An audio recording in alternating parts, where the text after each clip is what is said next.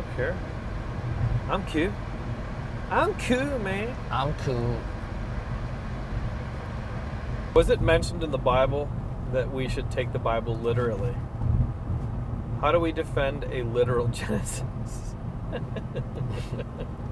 I mean, You want me to go first?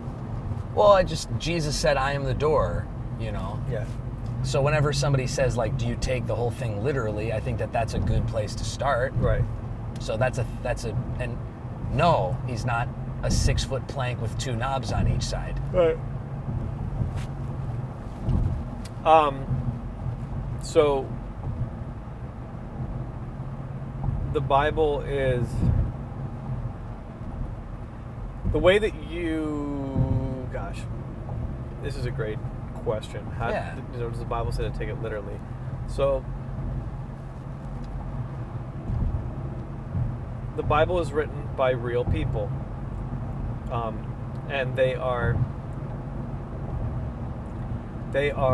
writing their story as if it happened in real life. They're not writing it the way that Homer wrote the Iliad, where the gods are kind of wrestling in the background, and somebody throws a spear, but the god is the one that's directing the spear to hit this other person. Yeah. They're written as historical narrative, and so that matters, that they're written as historical narrative. Yeah, it matters. I mean, I teach teenagers and adults at our church, and I teach 7-day literal creation. We could talk about Yom, we could talk about the Hebrew word for day, we could do all that stuff, but in the grand scheme of things, people that do and don't believe that are brothers and sisters of mine, and I could sit here and list 75 things that I hope that you believe and follow before that, although I do think you should.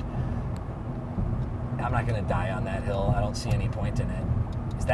Are they basically talking about creation? It seems like when people talk about Genesis, they're talking about creation, because creation's like 24 or 25 verses, something like that. There's 20 chapters about Joseph, but you hardly get any questions about that. Right. It used to be the thing that would drive me nuts. At Moody, there was a Genesis class. It was an entire semester long. At the end of the semester, you'd be in like Genesis 5. Right. There's 20 chapters about the narrative of Joseph. So there you go. There you have it. Yeah, I think as well, when it comes to reading the scripture, you have to read it the way the author intended it. Authorial intent has to be your first mode of interpretation. How is the author intending this, and how the original audience would have perceived this? That's how you determine the meaning of the passage. Mm-hmm. So throughout the book of Genesis, it's written as it's written as a history of real things that happen to real people, and